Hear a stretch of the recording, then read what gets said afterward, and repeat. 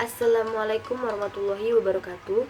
Nama saya Milenia Fitri Setia Putri, NPM saya 1809104557. Saya dari Universitas Putra Batam, Prodi Manajemen. Sebelumnya, saya di sini akan menjelaskan tentang masalah struktural kedua, infrastruktur fisik. Sebelumnya, apa itu infrastruktur?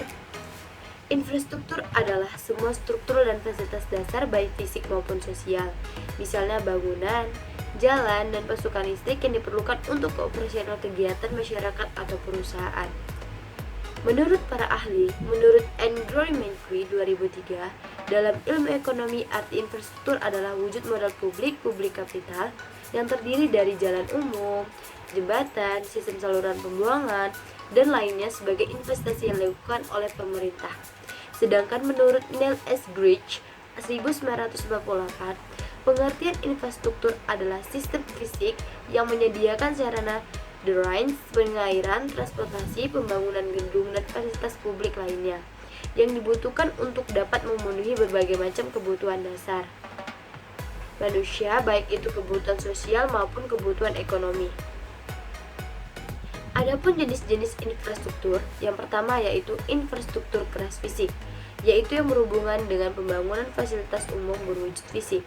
Beberapa yang termasuk dalam infrastruktur keras fisik diantaranya yaitu jalan raya, bandar udara, jalur kereta api, pelabuhan, saluran irigasi, dan lain-lainnya. Yang kedua yaitu infrastruktur keras non-fisik. Ini adalah semua infrastruktur yang berhubungan dengan fungsi utilitas publik. Beberapa yang termasuk ke dalam infrastruktur keras dan fisik diantaranya yaitu pengadaan air bersih, penyediaan pasokan listrik, penyediaan jaringan telekomunikasi, penyediaan pasokan energi, dan lain-lainnya. Selanjutnya, yang ketiga, infrastruktur lunak. Infrastruktur lunak adalah semua yang berhubungan dengan sistem nilai, norma, peraturan, dan pelayanan publik yang disediakan oleh berbagai pihak, khususnya pemerintah. Beberapa yang termasuk ke dalam infrastruktur lunak diantaranya yaitu etika kerja, peraturan lalu lintas, pelayanan publik yang kualitas, undang-undang hukum perdagangan, pernikahan, dan lain-lainnya. Adapun ketiga jenis infrastruktur tersebut sama-sama memainkan peran vital karena ketiga-tiganya merupakan sekaligus instrumen guna menggerakkan mesin perekonomian nasional. Instrumen merupakan penentu kelancaran dan akselerasi pembangunan. Dalam berbagai literatur, kita telah mengetahui betapa infrastruktur memiliki sifat eksternitas positif yang tinggi. Artinya, pengadaan suatu infrastruktur akan sangat mempengaruhi sifat positif perkembangan berbagai sektor ekonominya. Kondisi itulah yang sejak lama membelenggu di perekonomian Indonesia sehingga menjadi salah satu masalah struktural di Indonesia. Pengadaan infrastruktur sejauh ini baru dalam minimal sementara memelihara berbagai fasilitas infrastruktur fisik di Indonesia yang berkurang atau susut kuantitasnya maupun kualitasnya. Panjang jalan hampir semua kota besar dengan mempengaruhi Indonesia, apalagi ibu kota Jakarta, sudah sejak lama tidak mampu lagi menampung lonjakan jumlah kendaraan. Dari ketiga jenis infrastruktur yang paling terabaikan adalah infrastruktur lunak. Kondisi institusional yang celakanya justru kian penting. Pengakuan dunia institusional kian pentingnya kerangka institusional itu adalah antara lain terlihat pada pemberian hadiah mobil kian penting institusional. Selanjutnya ada masalah infrastruktur keras fisik. Yang pertama yaitu infrastruktur jalan raya. Kondisi jalan raya di negara kita sangat tidak memadai dengan jumlah kendaraan yang digunakan oleh masyarakat setiap harinya. Peningkatan pembangunan infrastruktur jalan raya yang tidak seimbang dengan penambahan jumlah kendaraan tersebut bisa menjadi salah satu faktor penghambat kegiatan ekonomi nasional. Jalan keluar dari masalah kemacetan yang bisa menghambat adalah dengan menggunakan jalan tol. Namun, ternyata paling jalan tol di Indonesia masih sangat minim jika dibandingkan dengan negara lain. Yang menjadi kendala pemerintah dalam pembangunan jalan tol adalah biaya yang mahal, khususnya untuk pembebasan tanah. Tidak hanya jalan tol, jalan raya bisa atau jalan antri jumlahnya juga sangat minim. Kedua, yaitu infrastruktur perkeretaapian. Transportasi kereta api menjadi favorit penumpang pada umum karena bebas macet dan biaya yang lebih murah. Masalah yang sering muncul yaitu yang pertama, jumlah penumpang yang semakin membludak.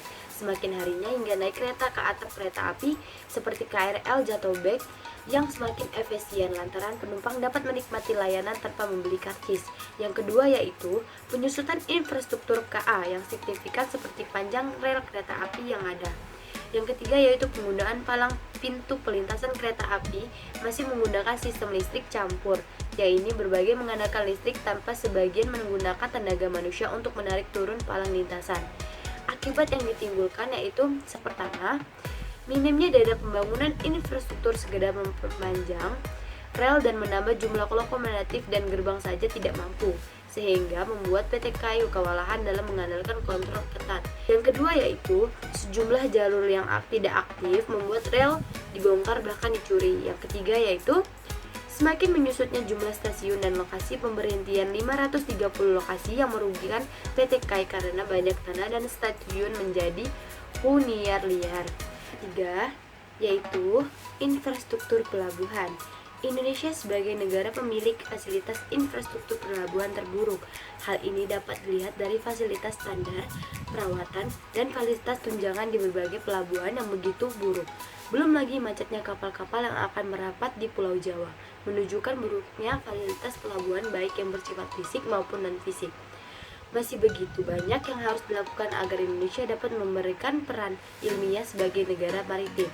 Rendahnya efisien pelayanan dan kualitas infrastruktur pelabuhan tersebut membawa dampak negatif langsung terhadap biaya transportasi laut di Indonesia. Biaya transportasi laut di Indonesia terhitung sangat mahal. Ini merupakan dampak dari keterbatasan infrastruktur yang sangat merugikan ekspor Indonesia.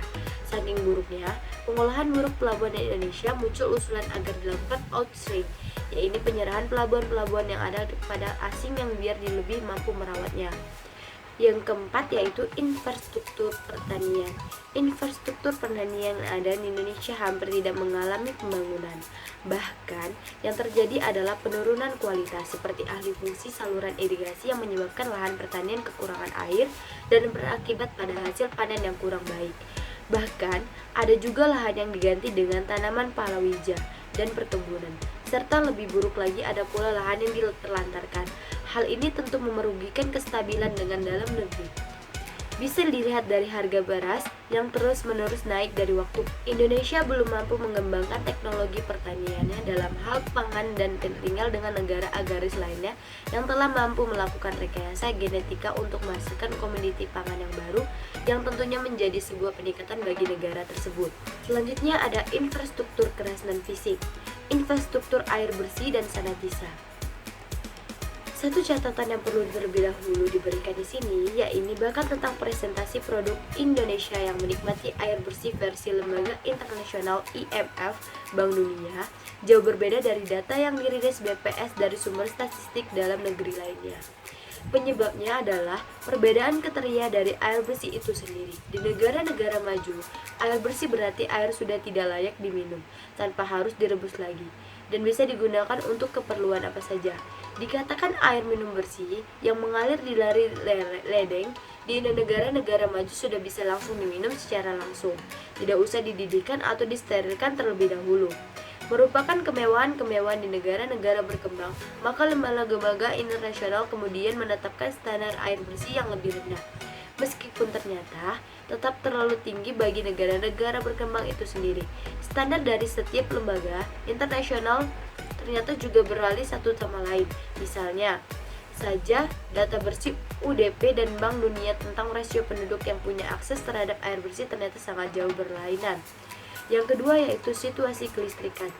Dengan rasio air purifikasi air creation ratio yang hanya 53%, maka konsumsi listrik kita pun sangat rendah, yaitu hanya di bawah 400 kWh per kapital atau per tahun. Sedangkan perbandingan angka konsumsi di Malaysia hampir mencapai 3.000 kWh per kapital atau per tahun, di Thailand sekitar 1.500 kWh per tahun. Selain tingkat konsumsi listrik yang rendah, dalam pasokan listrik di Indonesia pun tergolong sangat buruk. Menurut survei yang dilakukan Bank Dunia, kerugian dunia usaha dari buruknya kualitas pasokan listrik di Indonesia telah mencapai di atas infrastruktur distribusi energi gas.